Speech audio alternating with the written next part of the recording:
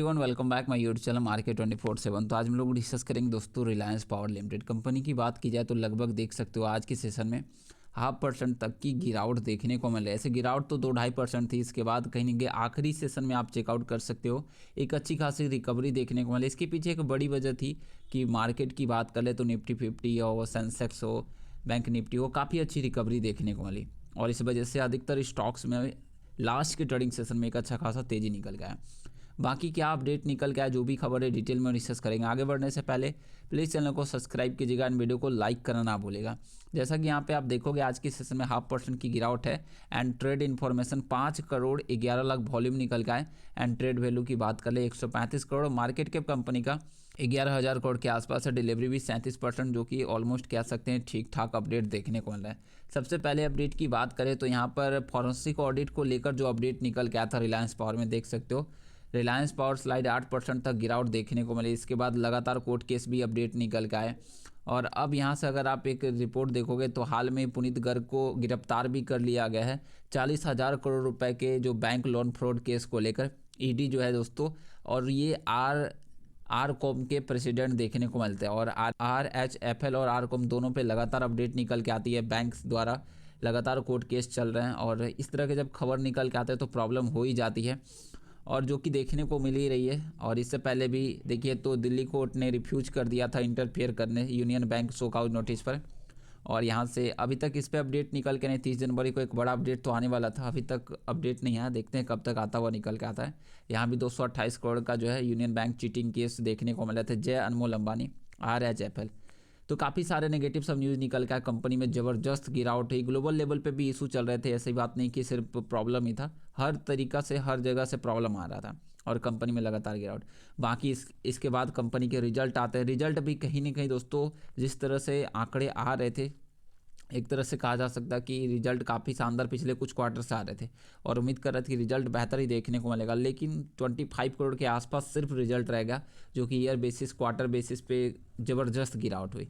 तो इसका भी नेगेटिव असर रहा। और इन्वेस्टर की बात कर ले तो एफआई ने हालांकि होल्डिंग ज़रूर बढ़ाई है, बट हल्की सी होल्डिंग बढ़ी है, लेकिन डीआईज ने होल्डिंग बेची भी है और पब्लिक के पास कहिए तो होल्डिंग बढ़ी और प्रमोटर के पास होल्डिंग सेमी होल्डिंग निकल के आती है। लेकिन दोस्तों एक रिपोर्ट की बात की जाए तो यहाँ पर एक रिपोर्ट निकल के आती है और यहाँ से आप चेकआउट करोगे तो इससे पहले एक monitoring agency for the quarter India 31 दिसंबर को लेकर रिपोर्ट जारी हुई है एंड इसमें देखिए तो यूटिलाइज एंड यहाँ पे SEBI forensic audit ED attachment को लेकर भी बातचीत किया गया। Compliance register asset cover details यहाँ पर भी बताया गया और इससे पहले कहिए तो एक मैनेजमेंट में भी चेंज कर दिया गया, जिसके कारण यहाँ पे अपडेट दो सीनियर को भी हायर कर दिया गया है। तो देखते हैं। तो यहाँ पे अगर हम लोग बात करें तो 30 जनवरी को ऐसे ही अपडेट निकल गया था, report of monitoring agency for the quarter ended 31 दिसंबर 2025। तो यहाँ पे जो बता रही है कंपनी के द्वारा, जो ये पॉलिसी कहिए तो एजेंसी के द्वारा आई है रिपोर्ट, तो report date 30 January and Infomerics valuation and limited monitoring agency and आगे चले तो process in respect of utilisation of proceeds of the preferential issue, जो भी प्रेफरेंशियल इशू बाय वारंट के द्वारा जारी किए गए हैं एंड दिसंबर मंथ में। और ये जो ऑडिट कमेटी दोस्तों बोर्ड ऑफ डायरेक्टर तो यहाँ पे रिव्यू किया और इसमें बहुत सारे अपडेट निकल के दिए हैं। सबसे पहले बात करें तो देखिए जो अमाउंट था कन्वर्टेबल प्रेफरेंशियल बेसिस की बात करें तो 1524 करोड़। तो ये कंपनी बताती है कि कहाँ खर्च हुई है, कैसे खर्च करती हुई निकल के आई है, सारा डेटा को रिलीज़ किए। एक तरह से कहिए तो ये डेटा इंपॉर्टेंट था, जो कि देखिए तो सेबी फॉरेंसिक ऑडिट भी कर रहा है, तो ये सब काफ़ी ज़्यादा ज़रूरी भी था और पूरी तरह से यहाँ पे डेटा भी निकाल के दिया है।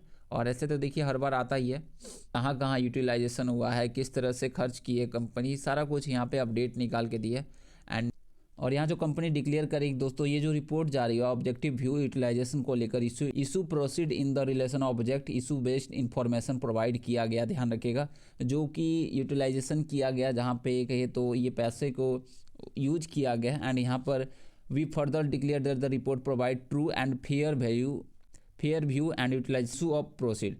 तो जो भी है यहाँ पे फेयर है, ज़्यादा सच्चाई देखने को मिलती है, बस ये रिपोर्ट में बताया गया। तो यहाँ पे अपडेट निकल गया, जो कि यहाँ पे इशू साइज हुए थे 1524 करोड़ को लेकर। यहाँ पे आप अपडेट देखोगे तो सारा यहाँ पे कंपनी बताती है कि कहाँ किस तरह से कंपनी काम की है और अपडेट निकाल के दी। यहाँ पे देखिए तो एक्सपेंशन ऑफ बिजनेस को लेकर कंपनी बताई कि 800 करोड़ का यूज हुआ है। Then general corporate expense 381 crore use करती हुई निकल के आई है कि ये खबर है जो कंपनी अपनी लेखा जोखा पूरा रिपोर्ट दिया और फोरेंसिक ऑडिट को लेकर भी बताया, बट कुछ खास जानकारी इसमें उतना कुछ नहीं दी है। बाकी अभी तक रिपोर्ट नहीं निकल के आया सेबी की तरफ से, और जब तक रिपोर्ट नहीं निकल के आएगा तब तक कुछ कहा भी नहीं जा सकता है। और इसके बाद बयान भी निकल गया था। तो 2 सीनियर यहाँ पे मैनेजमेंट में अपॉइंटमेंट देखने को मिला था, ध्यान रखिएगा। एंड सबसे पहले तो देख सकते हो श्री सुधकर एंड देन श्री अभिमन्यु दास जी का 2 यहाँ पे अपॉइंटमेंट निकल के आया था एंड आ ही रही है। लगातार ईडी इनके संपत्ति को सीज कर ही रही है। 1885 crore asset bank fraud case वाला अटैच कर ली थी एक बार फिर से, कंपनी में गिरावट भी आई थी। अब सारा मामला टिका है, कब तक सुप्रीम कोर्ट से ऑर्डर निकल के आते हैं, क्या खबर आती है देखना होगा। और आगे जब तक देखिए एक बड़ी जीत नहीं होगी यहाँ से कंपनी की, या वो सुप्रीम कोर्ट का मामला हो, जिस तरह से अपडेट आए थे 1.5 लाख करोड़ का बैंक फ्रॉड को लेकर, तो कहीं की प्रॉब्लम क्रिएट हो ही जाता है। बस जल्द यहाँ से पॉजिटिव खबर निकल के आए अनिल अंबानी या उनके जो भी बेटे हैं जय अनमोल अंबानी, यहाँ पे आरकॉम या तो RHFL दोनों पे जो लगातार कोर्ट केस चल रहा है, जिसका सीधा इफेक्ट रिलायंस पावर इनके अदर कंपनी पे भी देखने को मिल रही है। तो ये सब एलिगेशन हटने चाहिए और साथ में फॉरेंसिक ऑडिट का तो अपडेट आना ही चाहिए कि क्या कंपनी कुछ गड़बड़ी की है, एंड वो जो जांच चल रहा है उसमें भी खबर आएगी।